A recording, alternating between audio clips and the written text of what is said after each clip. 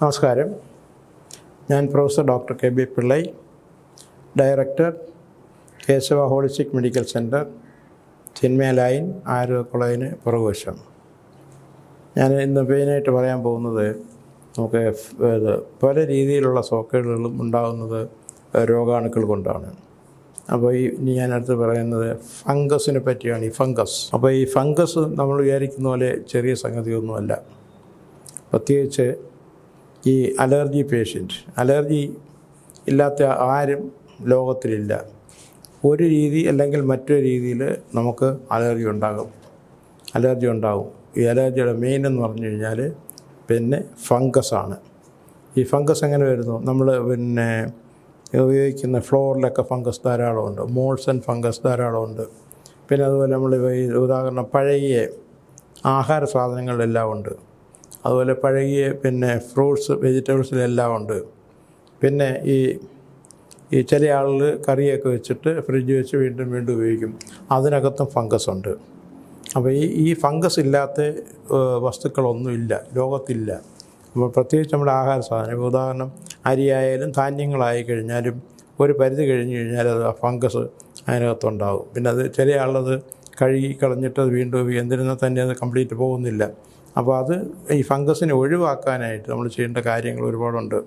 ഇപ്പോൾ ഉദാഹരണം ഈ നമ്മുടെ ഈ ഫ്ലോറിൽ തന്നെ ഒരു ഔൺസ് പൊടി ശേഖരിച്ച് കഴിഞ്ഞാൽ അതിനകത്ത് കോടിക്കണക്കിന് മോൾസും ഫംഗസുമാണ് ഉള്ളത്. ഇപ്പോൾ ഉദാഹരണം എയർ കണ്ടീഷൻ എന്ന് പറഞ്ഞാൽ മോസ്റ്റ് ഡേഞ്ചറസ് ആണ്.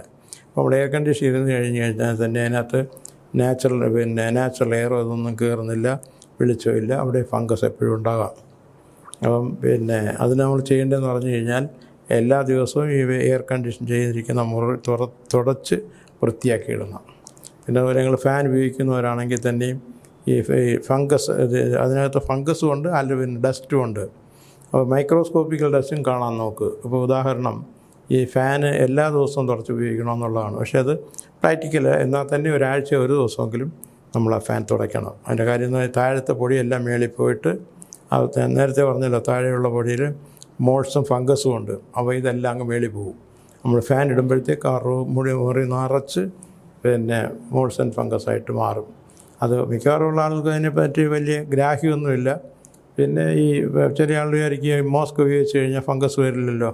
മോസ്ക് ഉപയോഗിച്ചാലും ഫംഗസ് ഉണ്ടാകും. ഒരു പരിധി വരെ ഒരു പൊടി മാത്രം വരും. അതേസമയം വലിയ പൊടിക്ക് വലിയ കുഴപ്പം വരില്ല. പിന്നെ നമ്മൾ ഏത് വസ്തു എഴുതും, ഇപ്പോൾ ഉദാഹരണം നമ്മൾ ഫ്രിഡ്ജിൽ ഫ്രൂട്ട്സ് വെച്ചിട്ട് 2-3 ദിവസം കഴിഞ്ഞ് കഴിഞ്ഞാൽ അതിനകത്ത് പൂപ്പടിച്ചിരിക്കുന്നത് കാണാം, അതിൻ്റെ ഞെട്ടിലെല്ലാം കാണാം.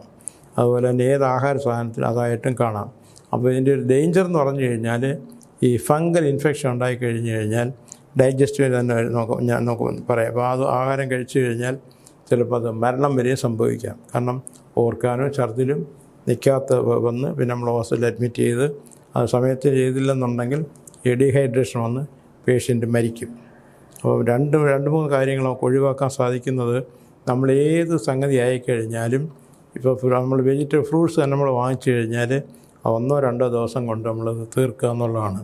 ചില ആളത് ഫ്രിഡ്ജിനകത്ത് വെച്ച് 2-3 ദിവസം കഴിയുമ്പോഴത്തേക്ക് അതെല്ലാം ഫംഗസ് ആകും. എന്നിരുന്നാൽ തന്നെ ചില ആളത് ഇത് ഫംഗസോടെ കൂടി കഴിക്കും, ആ കുഴപ്പമാകും. ഇപ്പോൾ തന്നെ ഈ കോവളത്ത് കഴിഞ്ഞ സമയത്ത് കുറേ എണ്ണം ഫുഡ്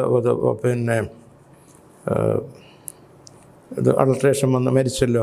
അപ്പോൾ അതിൻ്റെ കാരണം ഇതാണ്, ഫംഗസാണ് ഇതിൻ്റെ എല്ലാം കാരണം. കാരണം ഫുഡ് പഴകിയാൽ തന്നെ ഫംഗസാണ്. അത് കഴിച്ചു കഴിഞ്ഞാൽ മരണം വരെയും നമുക്ക് സംഭവിക്കാം. പിന്നെ നമുക്കത് എങ്ങനെ ഒഴിവാക്കാൻ സാധിക്കും? അപ്പോൾ ഈ വസ്ത്രങ്ങളിൽ തന്നെ നമുക്ക് ഫംഗസ് ഉണ്ട്. ഉദാഹരണം വസ്ത്രങ്ങൾ തന്നെ കുറേ നാൾ കൂട്ടി ഒരു സ്ഥലത്ത് ഇട്ട് കഴിഞ്ഞാൽ, കഴുകായിട്ട് കഴിഞ്ഞാൽ അതിനകത്ത് ഫംഗസ് ഉണ്ടാവും. പിന്നെ നമ്മൾ ഒന്നും കഴുകാൻ സാധിച്ചില്ലെങ്കിൽ ഒന്നുമില്ല, നമ്മൾ വെയിലത്തെങ്കിലും ഇട്ട് കഴിഞ്ഞാൽ ഫംഗസ് എല്ലാം പോകും. എന്ന് വിചാരിച്ച് ബാക്കിയുള്ളതെല്ലാം പറ്റില്ല, ചില കാര്യങ്ങൾ നമുക്ക് ഒഴിവാക്കാൻ സാധിക്കും. ഞാൻ ഇത്രയൊക്കെ പറഞ്ഞെങ്കിൽ തന്നെ ഞാൻ മെയിനായിട്ട് ചെയ്യുന്നത് ബൈപ്പാസ് സർജറി ഒഴിവാക്കുക, ആൻജിയോപ്ലാസ്റ്റി ഒഴിവാക്കുക, ആൻജിയോഗ്രാം വഴി ഒഴിവാക്കുക. ആൻജിയോഗ്രാമിന് നമുക്ക് ഹാർട്ട് സ്കാൻ ചെയ്യാം. പിന്നെ ബൈപ്പാസ് സർജറിക്ക് പകരം ആൻജിയോപ്ലാസ്റ്റിക്ക് പകരം നമുക്ക് ലേസർ തെറാപ്പി ആൻഡ് കെലേഷൻ തെറാപ്പിയും ചെയ്യാം. എൻ്റെ സെൻറ്ററിൽ ഇതാണ് മെയിനായിട്ട് ചെയ്യുന്നത്. കാരണം ബൈപ്പാസ് സർജറി നമ്മളൊരു 5 lakhs റുപ്പീസൊക്കെ ചിലവാക്കുന്ന സ്ഥലത്ത് ഏകദേശം 1 ലക്ഷം രൂപയോ 1.5 ലക്ഷമേ ഉള്ളൂ.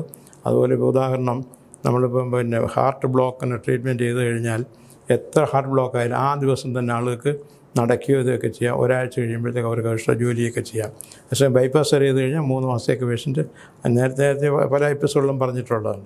ഇതൊക്കെ പറഞ്ഞെങ്കിൽ തന്നെ എൻ്റെ പ്രമാദമായ patients former American president Jimmy Carter, former Indian president K Narayana sir, പിന്നെ നമ്മുടെ കേരളത്തിലെ മാർത്താണ്ഡ മഹാരാജ്. ഇതേപ്പറ്റി കൂടുതൽ അറിയുന്നതിന് വൈകിട്ട് 7 മണിക്ക് ശേഷം കോൺടാക്റ്റ് ചെയ്യാവുന്നതാണ്.